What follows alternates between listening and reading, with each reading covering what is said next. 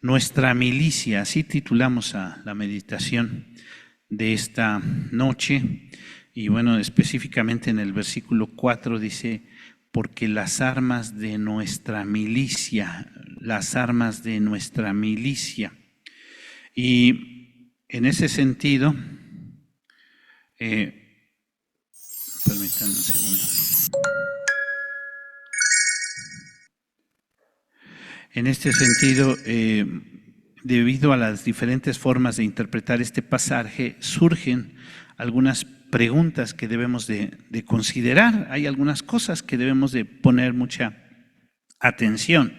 La primera cosa que quiero que pongamos atención es, bueno, al considerar estas cosas vamos a hacernos algunas preguntas. ¿Qué es milicia? ¿Qué es la milicia? ¿No? Entonces, si vamos al diccionario, inmediatamente vamos a encontrarnos que milicia, así la primera connotación que nos presenta el diccionario es: milicia es el arte de hacer la guerra y de disciplinar a los soldados para ella. Repito, el arte de hacer la guerra y disciplinar a los soldados para ella. Hay varias connotaciones más: servicio o profesión militar, tropa o gente de guerra. Me llamó la atención también una connotación que presenta el diccionario, la Real Academia, dice coros de los ángeles. La milicia es coro de los ángeles, así lo pone. Pero considerando la primera connotación, que es el arte de hacer la guerra, también tenemos que entonces preguntarnos, bueno, ¿qué es la guerra? ¿No? Nuestra milicia es el arte de hacer la guerra, entonces nosotros hacemos la guerra, y entonces, bueno, el diccionario también nos dice qué es la guerra: desaveniencia y rompimiento de la paz entre dos o más potencias. Eso es una guerra. Lucha armada entre dos o más naciones o entre bandos de una misma nación. Una pugna, así también lo define. Guerra es una pugna, una lucha. Lucha o combate, aunque sea en el sentido moral. A veces cuando hay ya cierta confrontación entre algunas cosas, ya hay una guerra, ¿no? Durante muchos años se habló, por ejemplo, de la Guerra Fría, ¿no?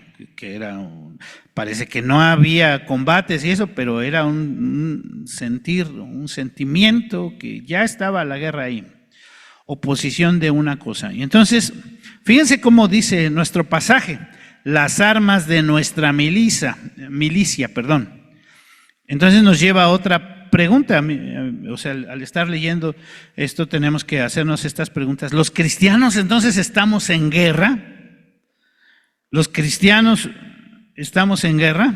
Porque literalmente el pasaje dice las armas de nuestra milicia. Entonces, la respuesta al leer el pasaje sería inmediatamente: sí, estamos en guerra. Se infiere, se deduce del pasaje mismo que estamos en guerra.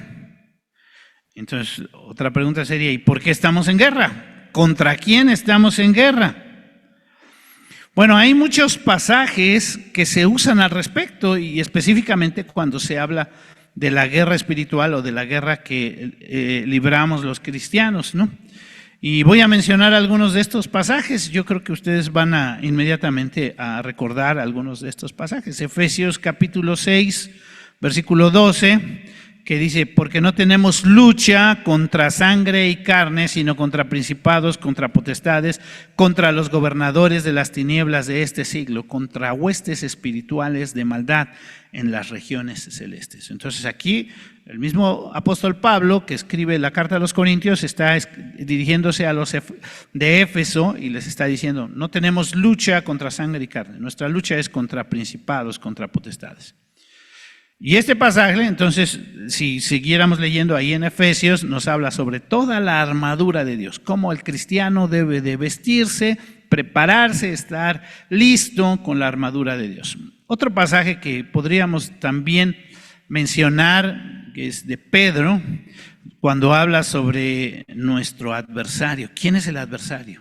Dice en Primera de Pedro, capítulo 5, versículo 8, dice el apóstol Pedro: sed sobrios y velad, porque vuestro adversario, el diablo, como león rugiente, anda alrededor buscando a quien devorar. Entonces, si regreso al significado de milicia, que significa, bueno, el arte de hacer la guerra, y entonces consideramos sobre la guerra, la desaveniencia, el rompimiento de la paz entre dos o más potencias, tenemos que reflexionar y considerar, bueno, que si bien Satanás engañó al hombre para pecar contra Dios, también lo cierto es que nosotros pecamos y hemos roto la paz con Dios. Entonces, si hay una desaveniencia que es interesante o que es fuerte, que debemos de poner mucha atención, es la paz que se ha roto entre el hombre y Dios. Satanás y Dios sí, pero entre el hombre y Dios la Biblia nos habla que esa relación se rompió y no hay paz. Precisamente lo que Dios viene buscando a través de el Evangelio es que haya paz.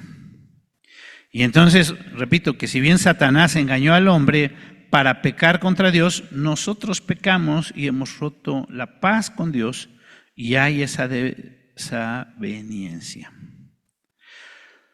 Entonces, una de las luchas principales que se libra o que libramos o que como cristianos tenemos es que luchamos contra nuestra propia naturaleza. Esta es una constante, un conflicto que hay entre la naturaleza humana, que es una naturaleza pecadora, pecaminosa, y entre Dios, que es santo, y entonces no hay paz, hay guerra. Podríamos decir, estamos en guerra con Dios. Bueno, como cristianos, cuando hablamos como cristianos de que estamos en guerra, tenemos que decir que como cristianos estamos en una lucha constante con nuestra propia naturaleza pecaminosa.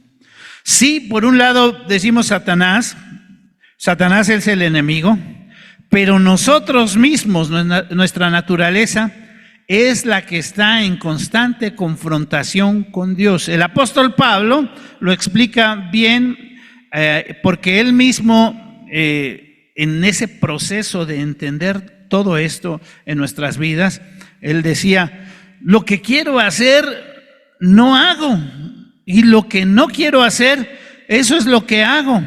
Y él habla de esta lucha que estaba atravesando, que estaba viviendo como cristiano, estaba en este constante desarrollarse. Y entonces este punto muchas veces cuando se habla de guerra espiritual, muchos luego inmediatamente comienzan a hablar de reprender, de estar sacando demonios por aquí y por allá, y a veces nos imaginamos guerra espiritual, bueno, vamos a reprender o a hacer esto. Pero al leer este pasaje de 2 Corintios, e incluso al leer algunos de los pasajes que acabo de mencionar, el de Efesios o allá al apóstol Pedro, no encuentro al apóstol reprendiendo y sacando demonios a diestra y a siniestra. Entonces, es interesante que vayamos al pasaje y veamos un poquito qué es lo que está haciendo o cómo está haciendo el apóstol Pablo su milicia, cómo está haciendo el arte de la guerra, porque es el arte de hacer la guerra que está enseñando el apóstol Pablo y la palabra de Dios nos enseña constantemente. Vamos a nuestro pasaje, 2 Corintios capítulo 10, y podemos decir que este capítulo 10, el tema desde este capítulo 10 hasta el final de la carta, el tema es cómo el apóstol Pablo defiende su ministerio. Sí es cierto, hay varios subtítulos que si los padecimientos del apóstol Pablo y algunas cosas que él expresa, pero todos estos capítulos, capítulo 10, 11, 12, y bueno, el capítulo 13 podríamos decir que es la despedida que el apóstol Pablo da, pero porque habla de que quiere ir a visitarlos y todo esto ahí a los de Corinto. Pero estos capítulos hablan sobre su defensa, el defensa de su ministerio. Y una de las cosas que podemos ver que se puntualiza que el apóstol Pablo quiere marcar y quiere que quede claro que la guerra que está viviendo el cristiano y lo que está enfrentando no es lo mismo de la guerra como la ven los del mundo, los de la carne. Así que como enfrentamos la lucha los cristianos es algo muy diferente a cómo enfrentan la lucha los de afuera, los del mundo.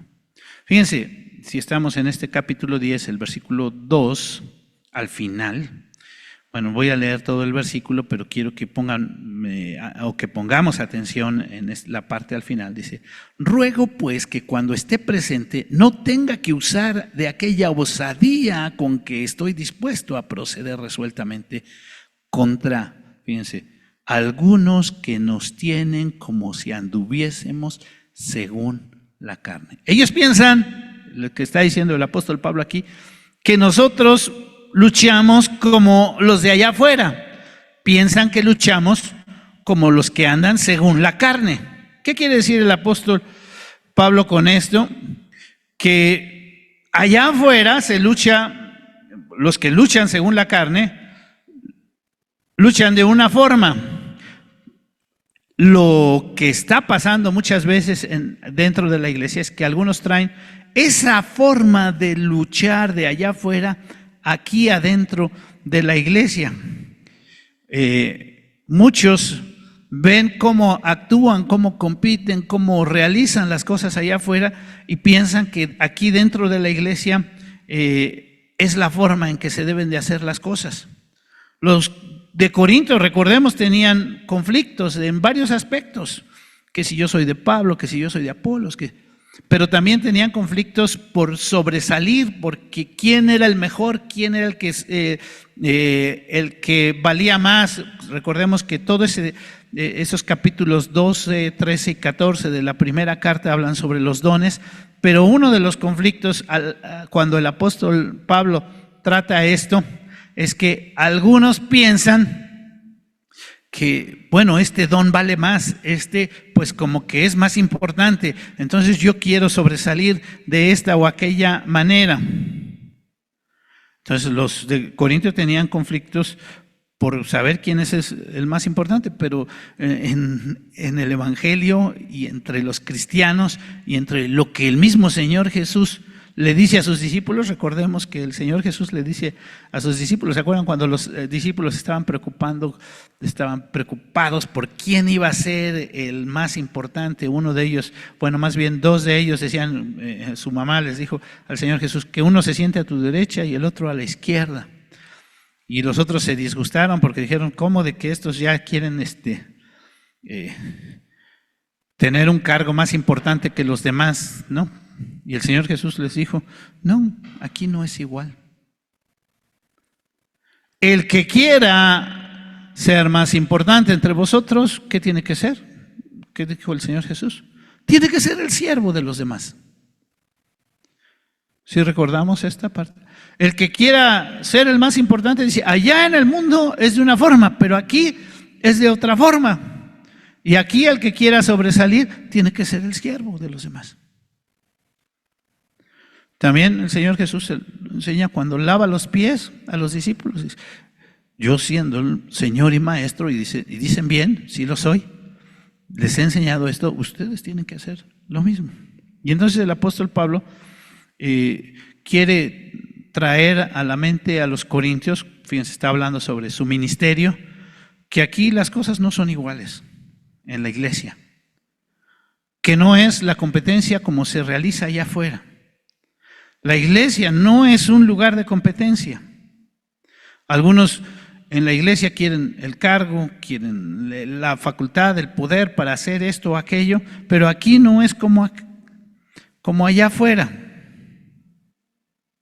Fíjense, si siguiéramos leyendo más adelante en este mismo capítulo 10 de la segunda carta a los Corintios, en el versículo 12, dice, porque no nos atrevemos a contrarnos ni a compararnos con algunos que se alaban a sí mismos, pero ellos midiéndose a sí mismos, por sí mismos, y comparándose consigo mismos no son juiciosos. Pero nosotros no nos gloriaremos desmedidamente, sino conforme a la regla que Dios nos ha dado por medida, para llegar también a vosotros. Y al final del capítulo dice, el versículo 17, 18, porque más el que se gloría, gloríese en el Señor, porque no es aprobado el que se alaba a sí mismo, sino a aquel a quien Dios alaba. Entonces, nuestra lucha, nuestra milicia, dice el apóstol Pablo, es algo completamente diferente a la forma en que allá afuera militan. La Biblia habla mucho acerca de la guerra y del pueblo de Dios haciendo guerra contra aquellos que querían desviar su corazón para servir a otras cosas y no a Dios. Y la lucha más fuerte se da siempre en el interior, porque muchos, a pesar de que físicamente fueron y lucharon contra otros pueblos, su corazón, su forma de pensar y su anhelo a veces estaba en las cosas que tenían aquellos pueblos con otros dioses. Nosotros, dice el apóstol Pablo, no militamos según la carne. No militamos según la carne. Entonces, ¿cómo es nuestro arte de hacer la guerra? Y entonces, fíjense, vamos a ver algunos aspectos que el apóstol Pablo presenta aquí. Y fíjense la forma, el lenguaje que usa el apóstol. Vamos a regresar al versículo 1 de este capítulo 10. Dice, yo Pablo os ruego por la mansedumbre y ternura de Cristo, yo que estando presente ciertamente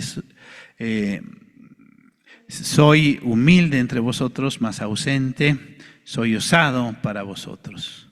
Fíjense, algunas palabras que usa nada más en este versículo. Y fíjense, ya en el capítulo 8, 9, bueno, desde capítulos anteriores viene hablando acerca de las ofrendas para los santos, de cómo iban a presentar una ofrenda. Y aquí específicamente a partir de este capítulo 10 y de este versículo, comienza el apóstol Pablo a tratar este tema y podríamos decir que a partir de este versículo ya está él haciendo guerra. Ya está él usando las armas. Y entonces fíjense algunas de las palabras que usa aquí el apóstol. Primera, os ruego. Os ruego. ¿Cómo se acerca el apóstol Pablo aquí como un guerrero? Rogando. Os ruego. La actitud que el apóstol Pablo presenta ante estos corintios que a veces lo tenían en menos, dice, les ruego. Cuando alguien piensa en contender o en llevar alguna causa, pues siempre o generalmente las personas van con una actitud de prepotencia o con una actitud de yo tengo la razón o con una actitud no de ruego. Pero aquí la primera expresión que el apóstol tiene cuando va a tratar esto es primero con ruego.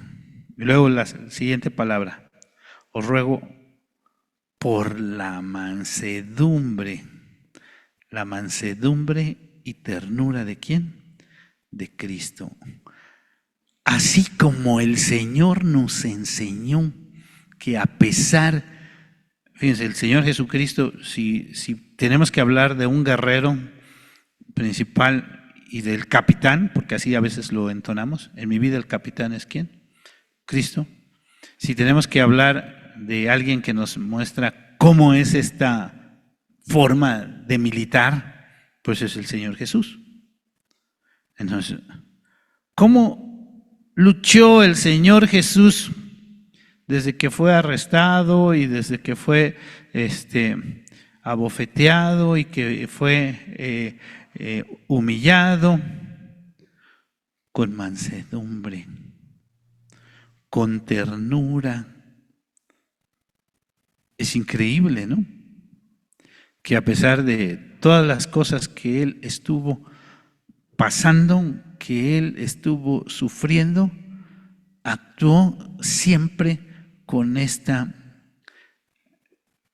forma, actuó siempre de esta manera, con esta actitud, con estas armas. Mansedumbre, ternura de Cristo. Nuestro máximo ejemplo, y es lo que está diciendo aquí el apóstol Pablo. O sea, si hay alguien que nos muestra cómo debemos de hacer una guerra espiritual, es el Señor Jesús, y cómo luchó Él contra, o sea, si leemos ahí en Colosenses, ¿no? Triunfando sobre ellos en la cruz del Calvario, pegó, ¿no? el acta, y es tremendo lo que hizo el Señor Jesús ahí. ¿Cómo lo hizo? Con mansedumbre, con ternura. Y la siguiente frase que usa el apóstol Pablo es: ciertamente soy humilde. O sea, una forma de librar esta batalla, dice el apóstol Pablo, es con humildad. Tenemos que entonces recalcar que, fíjense estas cosas: ruego con mansedumbre por la ternura de Cristo, con humildad. Son algunas de las formas en que ya el apóstol Pablo está defendiendo su ministerio. Está actuando en una forma valiente, está actuando en una forma como un guerrero, está actuando en una forma como un cristiano. Y entonces, cuando llegamos ahí al versículo 3, que ya lo mencionamos, pues aunque andamos en la carne, no militamos según la carne.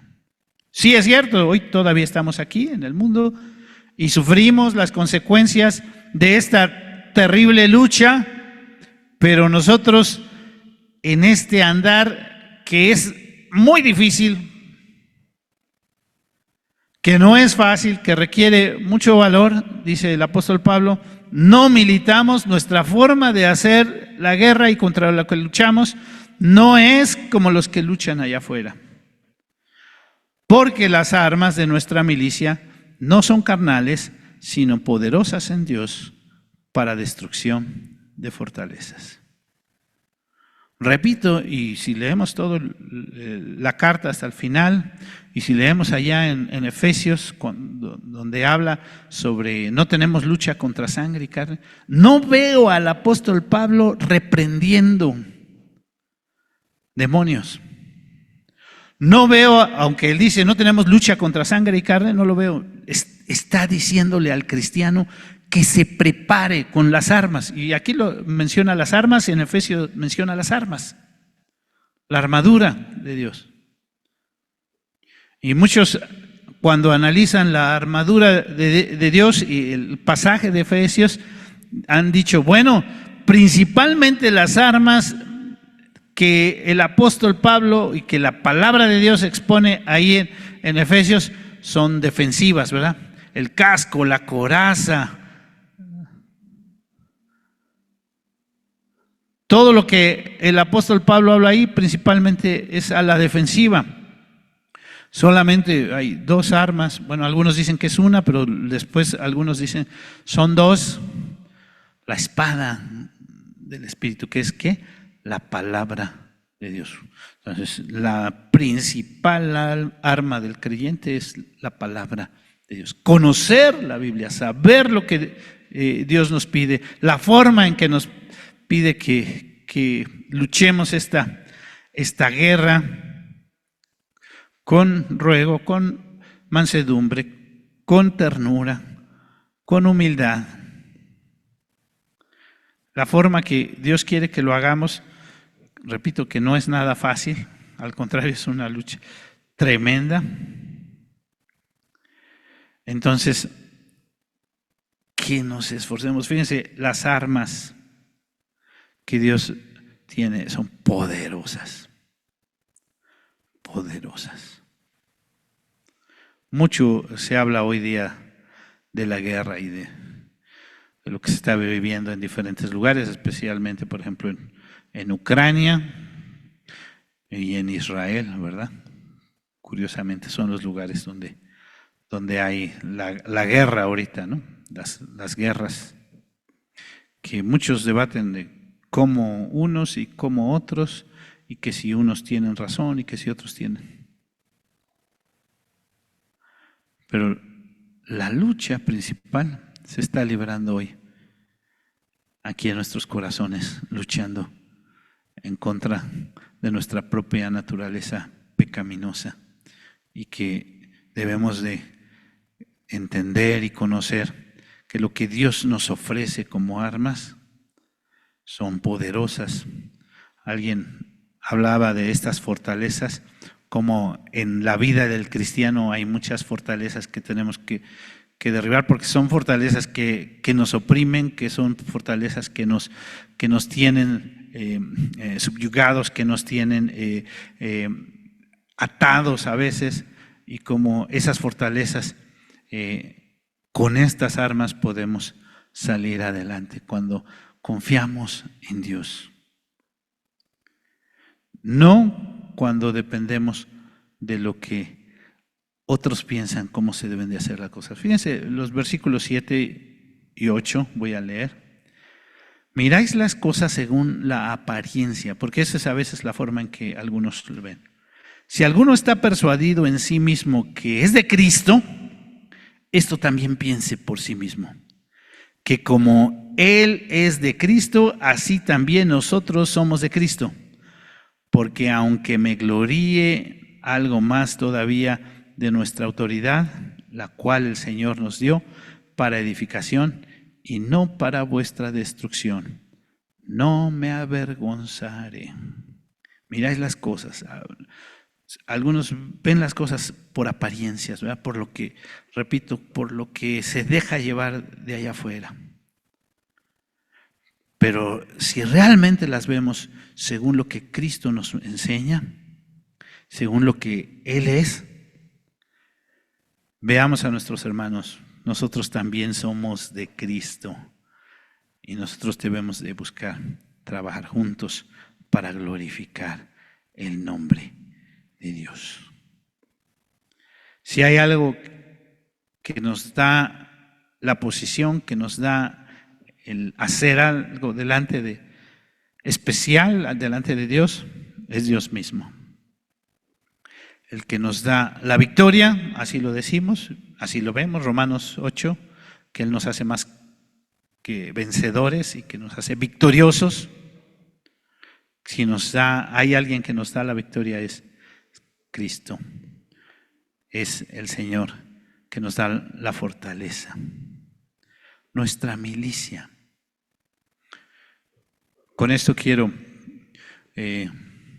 concluir. ¿Estamos en guerra? Sí, estamos en guerra. La guerra más fuerte es contra nuestra propia naturaleza pecaminosa. ¿Cómo competimos o cómo practicamos el arte de la guerra nosotros como cristianos? Bueno, como nos enseñó el Señor Jesús, sirviendo con ruego y usando las palabras del texto, con mansedumbre, con ternura de Cristo, con humildad. ¿Cómo podemos salir victoriosos? Cuando el que nos da el lugar y nos da el reconocimiento es Cristo solamente. No veamos a los de afuera, no nos comparemos con los de afuera. Pongamos nuestros ojos en Jesús y démosle a Él la honra y la gloria. Que sea Él quien dirija nuestras vidas en nuestro actuar cada momento.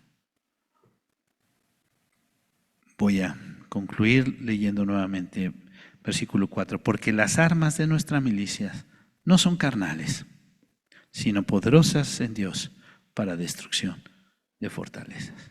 Vamos a orar. Señor, te damos gracias por tu cuidado, tu amor y todas las cosas que tú obras en nuestras vidas. Gracias porque tú eres quien nos da la guía, nos da, Señor, el poder salir victoriosos. Enséñanos a entender dónde está realmente esta guerra espiritual y a poder combatirla en la forma adecuada. Señor, perdónanos si nos hemos equivocado combatiendo de otras formas.